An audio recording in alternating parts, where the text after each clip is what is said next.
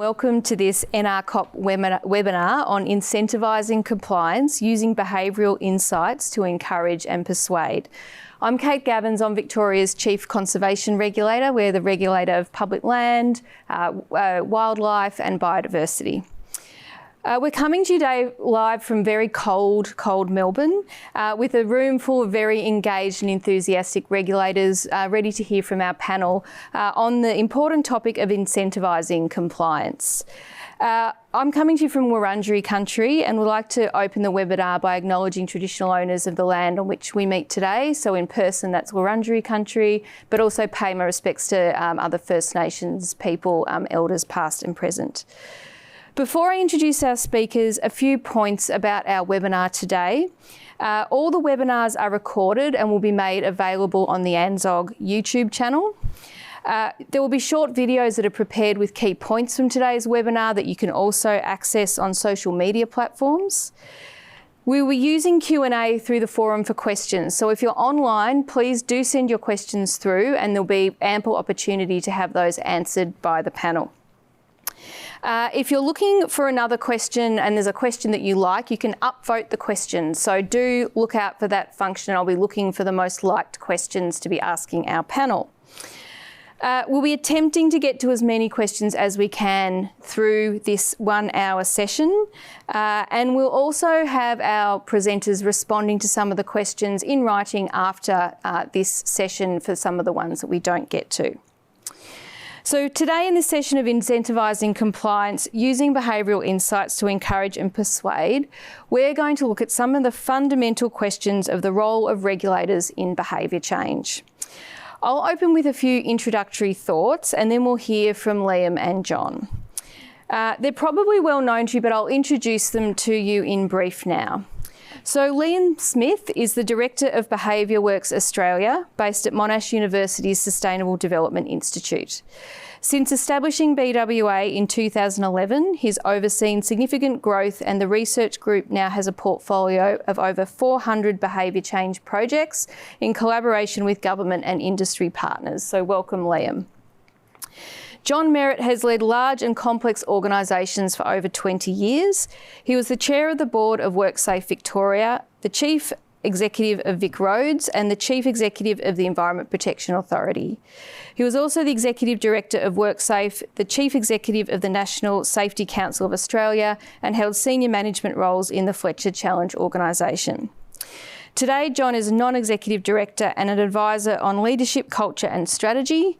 He's a non-executive director of the Transport Accident Commission and a member of the advisory councils for the Monash University Accident Research Centre and the Monash Sustainability Development Institute. So welcome, John. So I'm pretty excited to facilitate today's session because as a regulator, I'm quite passionate about behaviour change and what it means for us as regulators. As a regulator, I think sometimes we can get lost in the powers, duties, functions part of our role, where really at the end of the day, we're here to deliver outcomes for the community. Certainly our powers, duties and functions really help us on that journey. But I often encourage staff to go back and look at the acts that we administer, the outcomes in those legislation, the objectives in those legislation, and really think about what matters and how do we effectively make a difference. Whether we're regulating individuals, government organisations, industry, whether we're regulating the environment, whether we're regulating safety, there's a range of different ways that we, I think, as regulators can use behaviour change and incentivise behaviour in the way we do our job to get effective outcomes. Understanding human nature, understanding what drives human behaviour, why are people doing the things that they're doing, I think is one of the most fundamental things a regulator can do to be effective and to deliver good outcomes. I also think it's really exciting work, understanding why people tick, understanding the different types of people within a sector, within an industry, and how within one type of environmental challenge or occupational health and safety challenge, you can try and target different things within the same cohort of industry or the same cohort of individuals, but that need to nuance based on the different individuals and types of people that you're working with. Now, we all know it's not simple. Behaviour change is not simple. But I also think it's one of these real opportunities for us as regulators to try different things. It's often a space where we've got more ability to innovate, to feel safe to fail, and to, over time, monitor, evaluate and improve incrementally in what we're doing. Today, we hope to give you and inspire you with some of our philosophies around behaviour change and incentivising behaviour change. And I'm going to throw our first question to Liam, which I've got a bit of a hypothesis that there's probably a spectrum of views across the room and in the webinar about the role of regulators in behaviour change. So starting with a really basic question and maybe a little bit of a Dorothy Dixer for you. Liam, do regulators have a role in behaviour change? Yes, Kate, they do. Thanks for the question. Look, of course they do, and indeed a lot of scholars for at least the last sort of 10 or 15 years have been saying that they are the same thing. I would actually argue that regulation is a subset of behaviour change. And it often lends itself towards one particular tool, regulating, using an act or a law, a policy or a law to enforce behaviour change. But actually behaviour change is much broader than that. And so you spoke at the start about being more outcomes focused. And if you are much more outcomes focused, then the law may play a role in that, but it's only one part of it. And if you think about the behaviour change toolkit, it's actually really big. We have lots and lots of tools. I often think regulators, one of the challenges with regulators is because they're often set up on an act. So an act is enforced, and then you set up an entity as the administrator or as the enforcer of that act. I think that's a little bit problematic because essentially it kind of defines who you are from the outset, rather than saying our job is to keep people safe, or our job is to prevent accidents on the road, or our job is to keep the environment clean. But if we start from the outset of creating an institution whose job it is to administer an act, then I think you can create an environment that actually encourages people to follow through with that, even unconsciously. And, most theories of behaviour say we do things because of who we are, where we are, and the thoughts we have. And the where we are is actually one of the biggest drivers of behaviour, I think, often unconsciously. And so if we sit in an institution whose job it is to administer an act and enforce an act, then I think we sometimes tend to fall into that trap as being our role. So I guess to the point of, does it have a role in behaviour change? Of course it does. It is one tool. There are many others. We can persuade people, we can coach people, we can incentivise people, we can shape environments in ways that encourage people to behave in particular ways. So there are all other tools in the toolkit that perhaps don't come to the forefront of the mind in a regulatory context. That's excellent and a good start, I think, and at least we're here for the right reasons, right? So, John, you've held a number of positions on executives and boards and as a regulator. What's been your experience of the benefits of incentivising behaviour and behaviour change programs in regulation? Well, I think, Kate, it comes right back to the point that you both made around the purpose that these regulators exist to go for, that regulating is a means to an end, not the end in itself. And over the years, as we look at our own agencies that we work for and other regulators, they follow these waves of confidence and fear. And when they're fearful, they just shrivel up, right? And just become terribly inward-looking and focus on not making mistakes, really. Because for whatever reason, they've had a belting in the court of public opinion, something's turned to porridge, they've been blamed for it, and for the period after, it's whatever you do, don't stuff up. All right? And so, and their impact in that space is negligible. They just disappear, right? And conversely, when we're trying to get out there and crack at that result, we start to fake and pretend a bit of confidence and eventually earn some confidence. And that always manifests in a big focus on behaviour change. Right? We start to look at the big picture and the big prize of it. And in a sense, it's sort of part of what we're talking about today is, like, it's self-evident that if you're a regulator, you are in the behaviour change business. Like, it's just a fact. If you're here to get a result, what is that result other than the massive change of behaviour of thousands, if not millions of people?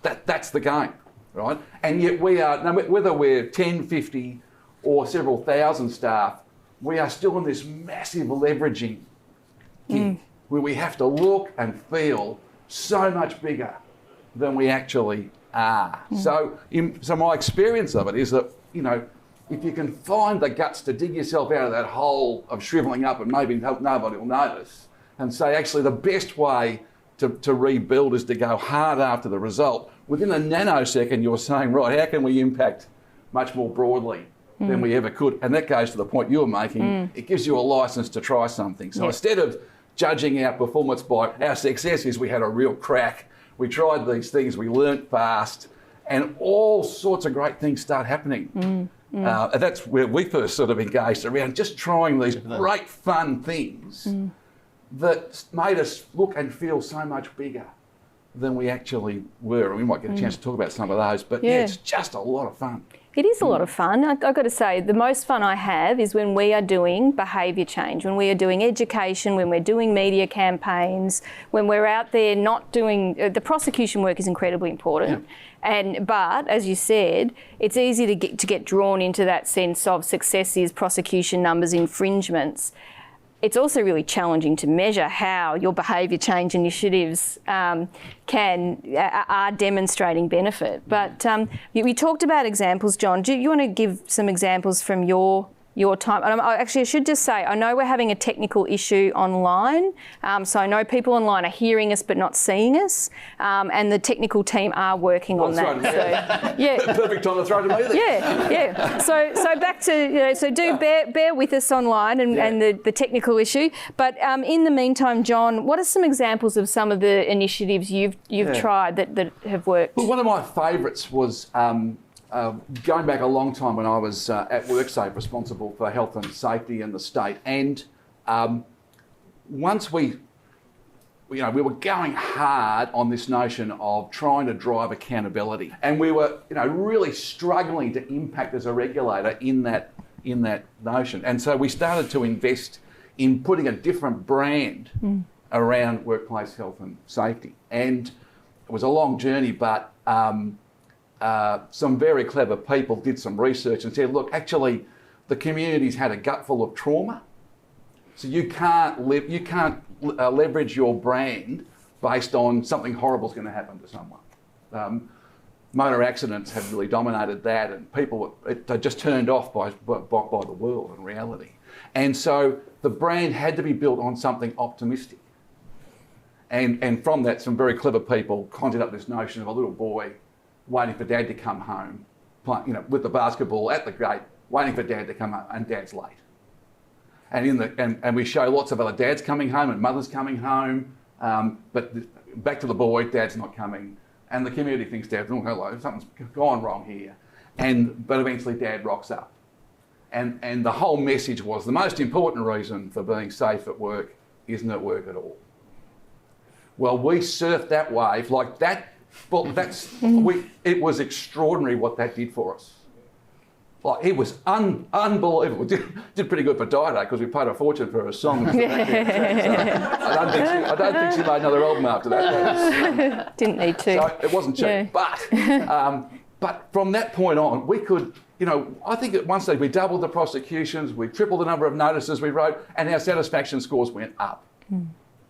So that had a massive impact on me, really, because obviously we were incredibly fortunate. There were some brilliant minds behind that bit of work, but it was just, to me, it said, wow, our brand, everyone knew us. We could, our staff would feed back to us that we were an organisation where people wouldn't wear the uniform home because they were being they thought someone would harass them to the point where they would never go out without the uniform, without the badge, because with it came all of that, cash that It's a hearts and minds piece, isn't it? And we were talking about hearts and minds earlier. How do you shift an issue? Because there's a couple of different parts of it. One is getting the community to care.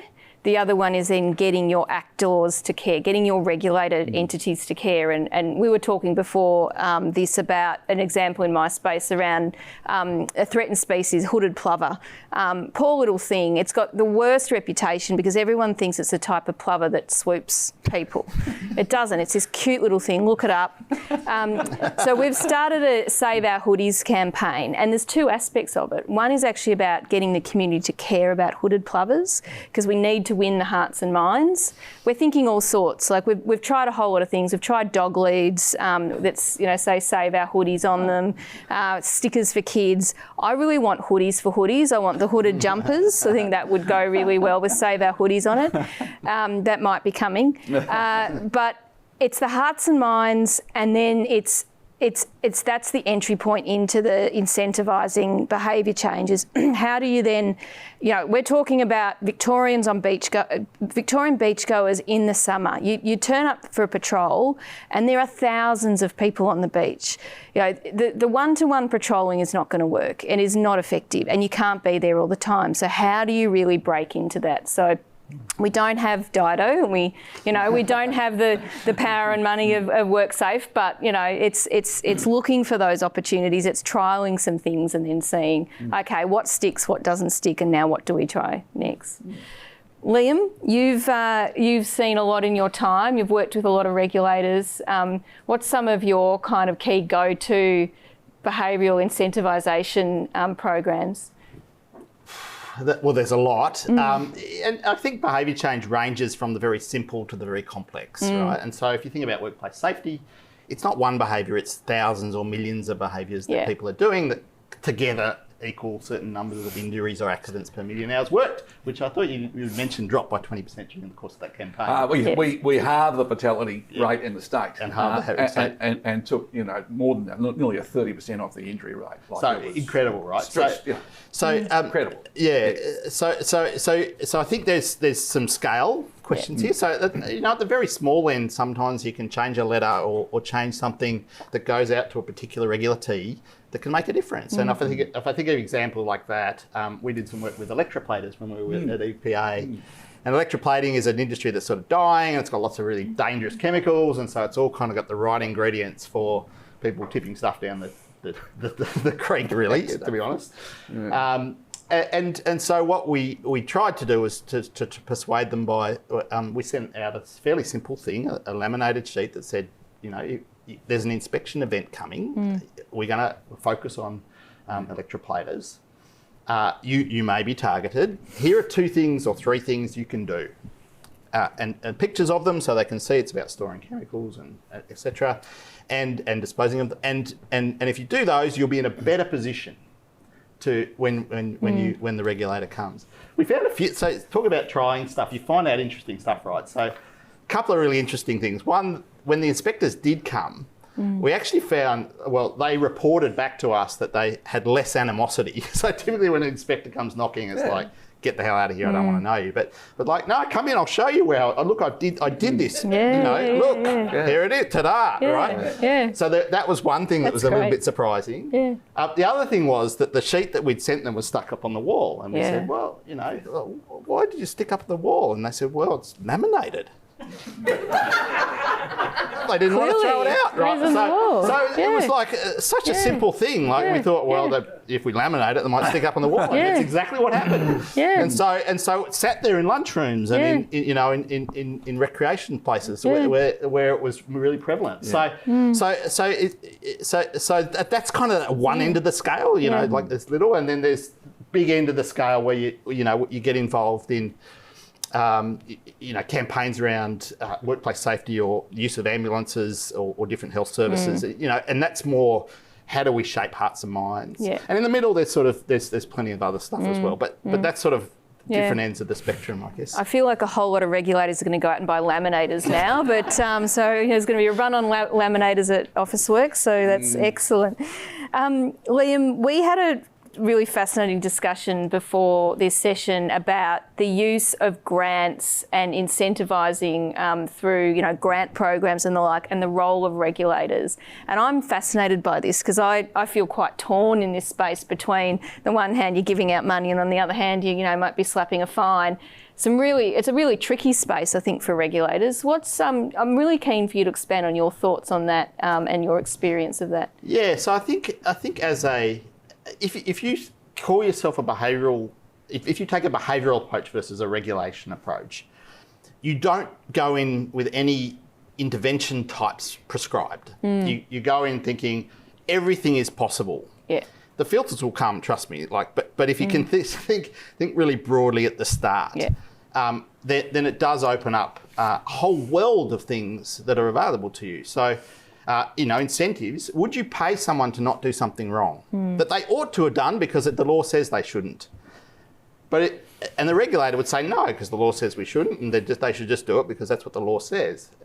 But a behavioural change scientist, or at least someone who's outcome focused, will go, yeah, but we can save a whole bunch of plovers or workers, and so they wouldn't exclude, they wouldn't cross that off the list in incentives. And in some ways in workplace safety they have that because premiums go down for safer workplaces and premiums go up, but that's not always the case, right? So, would we pay our electroclators? And we did have a debate around that actually at the time because they were under a lot of financial stress. Would we pay them to put bunding up to protect chemicals to make sure? And because we actually thought that was a good intervention. And I don't know if you know, but EPA in the end said no. Oh, right. But there was a lot of it was, I think it was after your time job, but it was one of those debates like, should we actually just fund that because that makes the creek safer and it makes the environment safer, and it's not a huge cost, right? So I was being a bit provocative to say, to really wear that hat and to wear it truly, you don't exclude anything. At some point, you're going to propose someone, and someone's going to, some lawyer or auditor or risk assessment person's going to go, no, we can't do that. Or brand. But you shouldn't start from that premise. I think that's a really great point. Keep your mind open to all the possibilities and then kind of go from there. John, any experiences of using incentives in the monetary sense or deciding not to? Well, I think just to follow on from Liam's point, it's possible to look at the sort of the harm minimisation challenge by we've got to go and find the bad guys and whack them really hard and tell everybody about it, right? And yes, you do. But what we've learnt is that you can't take for granted the good guys. That the bad guys are only about 5% of the populace. And people who research these things remind us that once you're in the bad category, it's hard, if not impossible, to convert a bad one into a good. So you've got to make sure the good stay good. All right? And what we've learned, there's a certain amount of harm which is caused by a small proportion of bad people doing bad things. There's a whole lot of harm caused by good people doing bad things. You don't have to be a bad person to do a bad thing. When you're a chief exec, you learn that really clearly. Lots of ordinary folk find you think, what on earth were you thinking? Right? And in regulating, it's the same. So that's why you've got to be open-minded to it. We found this when we were, and we're still seeing it in the mental health space, but in the, a lot of work in sort of harm prevention in work is about getting people fitter and healthier. And when you put money out there, the fit people take the money, right? And the research says that's not a bad thing. Keeping fit people fit, because that's not locked in. But again, when we were trying to get death down, death, and it's more complex now, but death in those days at work, it's still largely in three buckets. You die it's farmers, it's construction workers, and it's the rest. Depending on how your economy divvied up, that's broadly it. So if you want to get death down, you've got to do something about farmers, you've got to do something about construction. The rest you can sort of park because there's a bit of a needle in a haystack out there. Farmers, it's old blokes on a bit of plant that's going to roll over and crush them is about half of what you see. So we bought a lot of ROPs, a lot of rollover protection schemes because they just wouldn't do it. And it's and they weren't bad people, but you've got that unique situation where the person who gets hurt is either you or part of your family. So the whole prosecution thing is just a bit irrelevant. You can't prosecute a dead person, and you rarely take action against someone who tragically sees a sibling or a child or like. So you've actually got to we had to change our whole mindset about how to get the result. And if the thing standing between a farmer and a ROP was the money, then it was cheap for us to make that investment, and it worked. And by the way, you're saying, and in 5 years' time, you won't be able to buy a tractor without one, or it'll be mandatory in every one you got. So now's your chance. We could talk for a while about this, but there's a way of the way of flushing out the bad guys is to offer a lot of help and see who takes it and see who doesn't. And that's people saying, I'm your problem over here, come and get me, I reckon. Yeah. There's a really interesting piece in how you can structure some of this as well. And the example that I'd use is in the firewood collection space. So we know we've got, a cost of living pressures. We know as the regulator of public land that we've got issues with illegal take of timber, but the spectrum of those people operating in that space are everything from what I call the mum and dad operators. Yep. So they're the people who just need to heat their home for the winter, through to illegal commercial operators operating in the dead of night, selling into Melbourne for commercial gain. And they're the fun end. The mum and dad operators, what do we want from them? We want them to have warm homes in winter. How do we support them to do that, along with our campaigns around, well, this is what's legal and how you can legally collect timber and here's where you can go for home heating grants, and really getting that information out there. So while we as the regulator aren't providing the money in that instance, it's how do we partner with the others around us to be really clear about where those support services are, and whether that's about grants, whether that's working with Department of Health around people occupying Crown land who are homeless. It's that similar point. It's trying to look at the outcome factor in regulation and how do we take that really broader view this is the way it's going to resolve the issue, because prosecution is not going to work. It's not going to disincentivise the behaviour either. So. We've got a follow-up question online, which in relation to this question about kind of that grants, regulators giving out money. And I will just say to people online, do keep your questions coming through, because we are going to have quite a lot of time for questions at the end.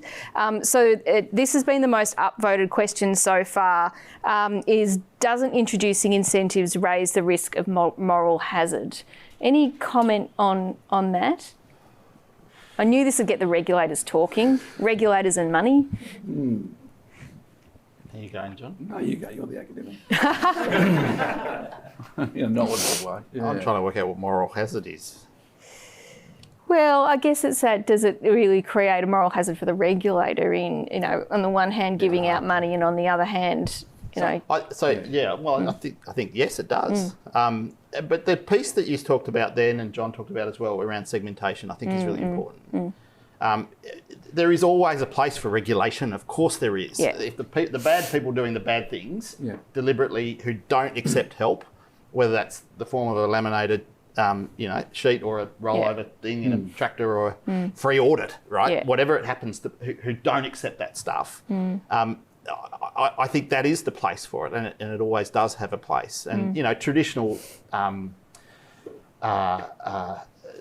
segmentation stuff in regulation has been around willingness and ability, and it still. I think that segmentation still works and still carries a lot of weight. Yeah. If you think of someone willing and able, then yes, they're great. If they're unwilling and unwilling, then they want but able, then we want to regulate them hard. Yeah. If they're unwilling and unable, well, then maybe they shouldn't be in the game they're in. But I do think that kind of segmentation is really helpful. Does it mean that I'm paying someone here, but I'm punishing someone here? Yes. But equally, if you detach yourself from that and say I'm outcome focused, what matters to me is a cleaner stream, less people dying at work, or whatever it is, then I think morally you can pretty quickly work out it's pretty utilitarian, right? Yeah. So I don't think they shouldn't have trouble sleeping at night if they have that. Yeah. Look, all I'd add to that, no, I don't fear that moral hazard scenario. I think that, I think for everyone listening, you have my sort of sympathy, because I think regulating is a lot harder now than when I first got into it. And one of the things that makes it more difficult is a growing community distrust in democratic institutions compared with when I started a long time ago.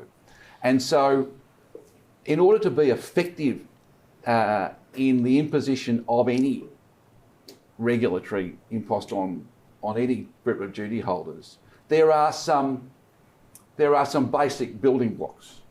And they are that people know what the law is, they understand how to comply, they know that people who break the law will be treated equally, and they feel that the regulator will differentiate between the recalcitrant who breaks the law and someone who inadvertently breaks the law. It's that felt fairness. Like when we used to measure, one of the most expensive things a regulator does is to send a human being as an inspector into an environment. It is such an expensive, precious thing. At your peak productivity, you might get 2 of those a day, right? Right, if it's a serious thing, and so you want 2 things.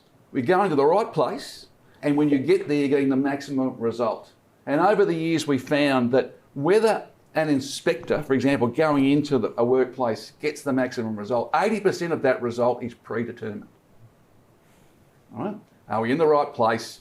Did the employer knew what to do? Did he feel it was fair, or she felt it was fair? And so, in that sense, grants are part of creating a fairness, a sense of you've had every opportunity here. All right? Fair cop, I'm in for it. And so that's how I see it. It's and that test of fairness is getting harder. The bar is rising, that there is more and more demand of, hang on, when did this come in? Did I have enough warning? I didn't know what to do. I can't afford the equipment. These sorts of things. I think you get that right. And so as a regulator, I don't mind investing in that at all. I don't feel that trips into a moral hazard. I feel as though it's just a clever way to get a good result and to be held to account, to be incredibly fair in what we're doing. Can I just add something to that? So procedural fairness we know is really important, and I remember we did a project at Vic Roads where I think one of the hardest things that must happen to someone who is driving is getting a letter saying you might not be able to drive anymore because you're not fit to do so, or we've had a report that you're not. So that could be someone's freedom, right? That could be their bridge club or whatever, or their holiday home, whatever. They can't do that. They potentially can't do that anymore. And that particular letter was about saying you've got to go see a doctor, and the doctor will make the decision. So we drafted these different letters, but one of them was based on procedural fairness, to say what's happening to you is happening to everyone. We have to do it because it keeps other people on the road safe, and that's super important. If you follow these steps, you may be able to continue to drive. It's just we're based on a report at the moment. And that I think it increased by 25% or something, the number of people going to see the doctor. So it was a good outcome in terms of the result. But the importance of procedural fairness is really high. And some of those things that you're talking about, they're such cheap interventions, those tweaking words on a letter and putting out 2 forms of letter and seeing the different reactions. Like there's some of the stuff when we talk about safe to fail and small things that you can do incrementally over time, they're kind of good places to start. And it leads into my next question, which was going to be, if you're getting into the behaviour change game and the incentivisation game as a regulator, where would you start? You've got regulators out there who are going, oh man, I've been focused on powers, duties, functions, inspections, prosecutions. I'm hearing these guys talk about behaviour change. Where do I start? Where would you go? So I can say a few things. So I think organisations sort of, at one end of the spectrum, there's a person who's interested in behavioural science who's gets a bit of license inside the organisation, and they're flying the flag, I'm doing my best, and they might tweak some letters, and they might they might not make mistakes, right? So, there are things like giving people too many choices or norming things the wrong way. Those, you might stop doing those things, right? So they make some small differences, but they're very much sort of operating on their own. At the other end, you've got a whole fully fledged team. Some of those teams sit in central government. So, if you're in Victoria, Victoria has one, New South Wales has one, Queensland, I think, has a few, but they're not in one central place. But the point is, there are these central teams, and they are quite sophisticated, and they do have good people working there who know how to use and apply behavioural science. So that's just sort of structurally how you can get started. In terms of what you actually do, I would argue that's it. Start with your emails that you write. Yeah. Read some books, and there are plenty out there, really, popular, easily digestible books that tell you about some basic principles of human behaviour and how you might change them. And just try your email, or if you've got a list that you send out to, you can do your A/B testing, and it's really easy to do. And you can find, I got 28% more clicks on that one versus that one. So it's a natural inquisitiveness, but there's always a starting point. And from there, particularly, you can grow some license. And I often think about the evolution of behavioural science, which was that, particularly the strength and the number of, and the size and number of these insights units that exist in government, because there's thousands of them now across the world. But it probably started with the UK Cabinet Office, and it started because with a guy called not David Cameron, it was in David Cameron's office, a guy, I've just forgotten the guy's name, David Halpern, sorry, was his name, and they tested a letter that was encouraging doctors to pay tax. And they changed one line in the letter, and they got £600,000 extra back as a result. That opened, you should have seen the doors open from there, right? So, and there's a book he wrote called Inside the Nudge Unit that sort of talks about, the flood, we were given license to do everything, right? And so it is not a bad idea to focus on something that, is low investment, high reward. And one of the first projects we did with EPA was trying to get people to pay their litter fines. And again, fairly simple techniques, just a few tweaks here and there, and we were able to increase the amount of people. So I think, there's some pragmatism here, I guess, as well. Your other part of the question, how you started, was about, your evaluation. Evaluation is so important to knowing whether stuff works. Now, A/B testing on sending an email out or to a list is pretty easy, but, working out whether, the Homecomings campaign worked or not, and if so, how it worked, probably that's a pretty easy one because there's lots of indicators that say, but where you run a campaign is actually really hard. And so you need to partner with organisations like a central unit of behavioural science that most governments have, or universities who can help you evaluate well if you're just starting out. That's excellent. Anything to say on that, John? Otherwise, I've got some questions from the floor. I do have something to say on that. Go for it. This is the rub of the whole topic. For all of us who want to be shifting behaviour, the first behaviour we have to change is ours. So here's the thing. We are powerful beyond our wildest dreams as regulators. It is scary how powerful we are. But with that comes a very painful acceptance that whatever it is that's going on out there that we don't like is modelled on us. I wasted 3 years of my professional career in my first regulatory job trying to bang my head against the wall because I couldn't get other people to change their behaviour. And until I changed my behaviour, nothing happened. And once I changed, everything started to change. Nothing changes until we change.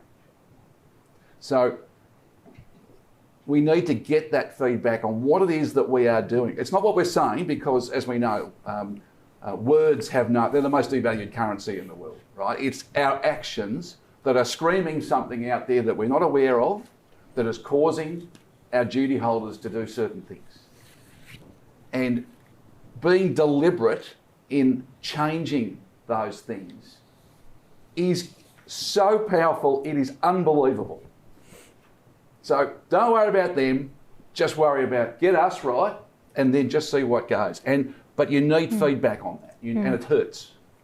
It's painful. No one likes to be told that I don't hear what you say, I'm just watching what you do, and that is screaming at me to do something the opposite of what you're saying. But we were talking before about an amazing community forum that we went to some years ago, where we had this hundreds of people absolutely going off their nut over their environment. And the most important thing for us was to physically front those people. Yeah. And front them with authority. Don't send people along, but to front with a bloody chair. Our chair was there. We were, you know, and the power of that spoke so, like, and it changed the whole dynamic about where we went from there. And that has stayed with me. So, you know, whether you're at Vic Rose trying to put a bloody road through someone's town, no one ever wants what you do. But people are not stupid. They just want to be taken seriously and treated with respect. And so much of what we do is that we inadvertently disrespect people. So we've lost before we start. So yeah, the good and the bad news is that it starts with us. But you've got to accept that power, and you don't have a day off. You've got to find a way to be deliberate in what you do. And so that gets to culture and how you psych yourselves up and how you look after each other, and there's a whole world of fun in that. But it is, you know, it's just a fact. It's such a good point, John. It's actually something I learned from John at the EPA. I remember those community forums, and they were fierce events to start with, but over time calmed down. I remember when I started at the Conservation Regulator, and I think we were quite sort of scared to go and talk to the community because, you know, we got bashed and bruised quite a bit in doing so, and finding our confidence to get back out there again. And what you see is the trust that you build then with your stakeholders as you go out and you talk to them and you agree to disagree. And I think that's a really important piece for us as regulators in terms of, you know, we're here to serve the community. We're part of the government. We are public servants. Getting out there and talking to people, and not just regulated entities, but talking to the community that we serve about the issues they care about, and that it's okay for them to disagree with us, I think is a really kind of critical part of the role. I won't say, but we, at one stage we put the entire leadership group in a bus and sent and booked the bowling club in the middle of the worst suburb in the western suburbs of Melbourne, where they were just in order to sort of, you know, cop it. And we letterboxed the whole area and said the whole leadership group of the EPA is going to be there at 2 o'clock and be a cup of tea and it's gone, come along and spill your guts. And we went out there, and at this stage we'd been working really hard. This little old lady comes up to one of our staff and says, thank you so much for trying. Please keep going. We were away then. That was it. We're off. Instead of coming in and saying, oh, you're hopeless, you haven't done, she just... Oh, I just really appreciate you having a go for me, but please keep going. Well, who, you know, the job's a soda after that. We're away. Really. Balls rolling. It's that thing, that's that fear of it. You know, it's us. We've got to guts it out to get into this game, right? And it's hard. You can't fall into this myth that it's us and them and it's all a bloody war out there and you can't try things. And actually, it's the opposite. People are decent and they just want to see us having a crack at their problem. Not our problem, their problem. We've got some questions from the online forum, and the most popular voted one is, what are some ways you'd suggest spotlighting the good while also maintaining a good regulatory distance? Spotlighting the good. It's more yours, John, definitely. Well, I think this, I mean, obviously that you do need programs that recognise achievement. So there are two parts to there are two bookends to the regulatory world, aren't there? We are trying to lift the whole thing, right? We're trying to lift the whole show in terms of performance. We're not just trying to stop bad things. We're trying to lift everybody up, constantly up in whether it's environment protection and everything, safety, road safety, up. So to do that, you've got to push up from the bottom and you've got to pull up from the top. Right? And they're both equally important. You can't achieve great things just by banging away at the bottom end, right? You need to get others. So in my world of that felt fairness in the regulatory space, the test is when you go into a workplace, you say, there's another workplace just like you doing exactly the same thing, only they do this. Well, we need to create this. right? So you need incentives, awards. We need the people who are raising the bar so we can say it's reasonable of us to expect you to aspire to that. So it's in that sense. So that's why you do awards. Yeah. And then when you do it, you publicise the hell out of it because that's lifting the whole thing up. And we have a massive self-interest in success. Just not, as we do about reducing failure, but you've got to push the whole float the whole boat up in that sense. I've got one for you, Liam. So this one's, how does individual behaviour psychology, how can it translate to organisational behaviour? We can appeal to the hearts and minds of human beings. What about hearts and minds of organisations? It's a great question and one that sort of we've given a lot of thought to recently. And I'll take an easy out before I answer the more substantive question, which is that, of course, a lot of most businesses in Australia are small businesses, right? So there's not a lot of difference between the individual and the business, and so in that case, a lot does apply. But when you think about medium and large businesses,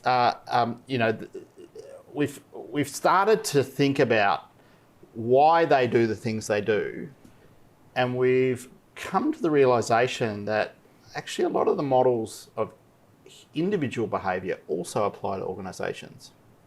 To give you one example, like a very well-known theory that we use to describe individual behaviour says we do things because we think they're a good thing to do, because we feel pressure to do it from others, and because we have the skills and capability to do it. Right? So that's a well-known model of human behaviour. Now, why doesn't that apply to businesses? Do they think it's a good thing to do? Yeah. Do they feel pressure from others to do it? Stakeholders, investors, etc., stock shareholders, and they've got the means and capability to do it. So I've had it's a really good question, and I did have a doctoral student exactly take that theory and apply it to wineries and their compliance. I don't know why he chose wineries. I have a guess, but anyway, had a good time. Sounds pretty good. He had a good time for a few years. But was really interested in, could I predict how wineries behave in environmental compliance using that model, and was able to predict, actually better able to predict than an individual behaviour. So I do think there is some translation across into organisational behaviour. The key point of difference when you look at individuals acting in organisations, however, is that there's structure and power that sits in organisations that doesn't sit in other contexts. There is always structure and power, yes, but they're very formal structure and power in organisations. So there are lines of behaviour change that are prescribed. I think sometimes we worry too much about using them. Right? You're the boss, so you need to tell your employee to do X. When actually, if we were paid a lot more attention to the social environment and the social power and structures that sit in organisations, we might find we're much more successful. And so that's why. So taking behavioural science and looking at the individual, knowing that they're sitting. And understanding their behaviour in context is really important, rather than turning straight away to let's issue an edict, everyone's got to do what they're told, it's got to go through line managers and you've got to get everyone to do what they're told. So that's a couple of thoughts on how they might translate. That's a good one. Keep your questions coming through online. Vote up the ones that you like. For people in the room, we've got time for questions after the 1 o'clock as well. I knew the incentivising compliance, the money bit would get people, and it continues to get people online. So the question is, when incentivising compliance in one area, is it seen to increase compliance in another, or have a negative effect due to the regulated party seeing the regulator as unregulatory in character, or perhaps create attitudes of awaiting incentive to become compliant? A lot in that one. Yeah, that's a complex one. But again, I go back to my sort of earlier thing. I would be really overt about why we're doing what we're doing in that incentivising. So as I say, we're really clear that we are setting you up to be regulated, but we accept that we have a responsibility on giving you every possible chance to do the right thing. But there's no hidden agenda here. It's very overt. We're going to come around and hold you to account. And by giving you every chance, don't expect too much concession if you haven't done it. Yeah. So I think that's a message you can take to everybody, and I think it goes to the heart of one of the toughest things about all of the every variation on harm reduction that regulators do, which is you've got to make choices about where you go and where you don't go. And you're right, and it's beholden on regulators. Part of the behaviour that we change to empower ourselves is we say to the community, we are focusing over here because their problem is worse than yours. And we can explain what it is, but be aware by smashing that problem, you will benefit. But what we know in regulating is that activity counts for nothing. You can't leverage activity. You can only leverage a result. And as Malcolm Sparrow said, just disaggregate the problem to the actionable level, which means you're making quite narrow choices in the end. But there's a reason behind it, because all this research said you've got to find a problem, smash it, you've got to make a good choice that's the right one to fix. And then have the courage to say to people, that's why we're starting here, but you will benefit from that because it will shift everything along that way. So,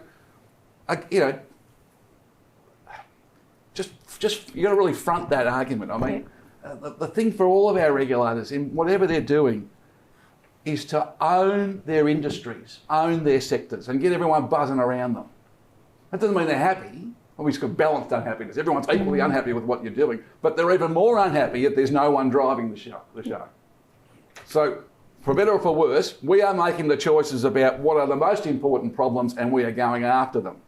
People can have a squabble about that, but you've captured the high moral ground because our evidence is this is where the most people are hurt. This is where the most damage is being done. It is the hooded, is the top of the tree. We need to nail that, and by nailing that, we'll fix a lot of other things, but we've got the courage to say we are going after that. And most importantly, we are not stopping until we've fixed it. That's the key. And people say, we don't know how to fix it. Bad luck, find a way. But whatever it is to the community, we are not pulling back until we have nailed that, which is what we were saying. We're out there with the community, they're all over us. We're saying, don't worry, we're going to keep coming back here every couple of months until this problem's fixed. We are not giving up because it's the worst problem in the state. We are judging ourselves by fixing it. We're going to find a way. It comes back to those design choices, doesn't it? I mean, I think part of this is it's not a either or. There are times for incentives and there are times that they're not appropriate, and it's about, as you were saying at the start, looking at putting all the options on the table, understanding them, stepping back and understanding, well, is there going to be unintended consequences of that? Because sometimes there might be, and you might choose, well, that's not appropriate for us to do, maybe it's appropriate for another part of government to do, or maybe it's not appropriate at all. But it's essentially back to your point of, well, don't go in closing that off, financial incentives off right from the start. Step back, look at all your options, determine what you're going to do, think about what the unintended consequences might be, go in eyes wide open, try some things. It might work, it might not. Don't overthink it. Don't overthink it. Oh my goodness, please don't overthink it. Yeah, don't overthink it. Have a crack, let's get moving. That's right. Get a bit of momentum going. Yeah. So, seriously. That's right. The perfect is absolutely the enemy of the good when it comes to the work that all of you are doing. And be, as we were saying before, we know how to, we'll get a sniff when it's not working. We'll stop. But being able to do some things which might have, some of the problems that our audience are dealing with are so intractable, so difficult. The only way we're going to find an answer is through trial and error. Yeah. So we need to try some things which probably have not much chance of success, but actually they're worth a try. And from that we'll learn, and that it's the psyche of all this behaviour change, as I think you opened with, is about moving into these problems and trying things and starting to work. And Liam was really clear, when we were outside, don't take anything off the table at the start. Yeah. That doesn't make any sense. Why would you be narrowing the field before you begin? It's actually the opposite we're trying to do. We're trying to broaden what we do. We're trying to get in there and start moving and learning and getting momentum and driving the show. Liam, I've got one for you. What lessons from behavioural science could shift the perceptions of regulation as compliance only to a partnership model between regulator and sectors? So what model was the question? What lessons from behavioural science? So I think I will go back to my first point, which is the structural one. I think it's problematic when you say, here's an issue, here's a piece of legislation or law, and here's the regulator that's going to administer that. You're not. You're in a team, and there's a whole bunch. And I think about sort of environmental regulation. You know, there's DECA and there's Sustainability Victoria and there's the Office of Commissioner of Environment Sustainability.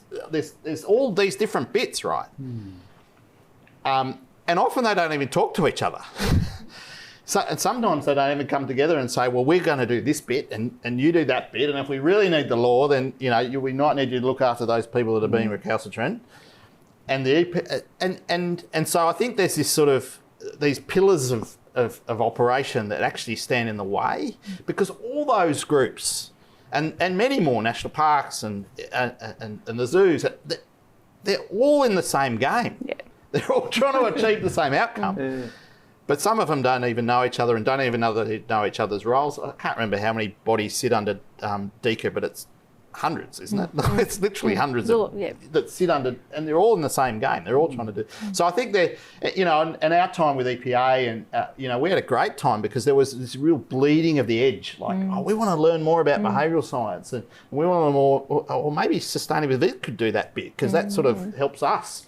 And if we do that together, that helps. And so structurally, I think it's really important. And in terms of what can we learn from behavioural science about that, I think your point was another really good one, John, is the change starts with us. Yeah. I don't think anyone in the public sector or in the regulation business is limited. It says you can't ever go and talk to them and try and cooperate or work with them. I'm sure you can. It's just that, like, that's all how they've always done it, and they happen to work in this building, and that's where I go and I hang out with other people that do the same job. Yeah. Well, COVID might have helped that in some ways, because I know that we created these places where people mix, but I don't think anyone's limited in doing that. So on an individual basis, the behaviour starts with you, and I'm sure things that people can do in their own lives that connect with others who have the same outcome. Yeah. I don't know of a single regulator in the country who monopolises the problem that they are responsible for fixing. And that's why they don't accept accountability for the problem. We make excuses. Well, how can you hold us to account for something we don't control? And the answer is bad luck.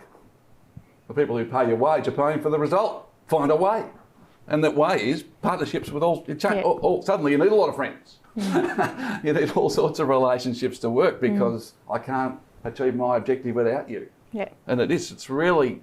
It was a big eye-opener to me when I was doing it. Oh, it's really powerful. Joint operations, joint inspections, and it's a Venn diagram. And so you find the piece in the middle, you work out how that's going to support your aims, and there's nothing I like more than a photo of a joint patrol where we've got a staff member of ours standing next to VicPol or Fisheries or Game or Parks Vic. Or EPA recently did some great work with EPA. Fantastic, absolutely. And this is speaking the truth. This audience knows this better than anyone, but because for those of you who have worked across different regulators, 99% certainty, I'll say that they're the same people you're regulating pretty commonly. Yeah. It doesn't matter if it's in workplace safety or in environment or what. Like it's often the same people. Well, I mean, partly because there is a cohort of what we call bottom feeders in the community, and partly what we're trying to do is push them into some other pack because they're fundamentally lazy. Yeah. Right. We're trying to make it harder for them to you know, whatever it is, collect tyres one day or install bloody roof bats the other. It's the same people, right? And we're just pushing them around the place. You know, go and annoy somebody else because you can be lazier over there. Absolutely. We often see the same faces. Absolutely, we do.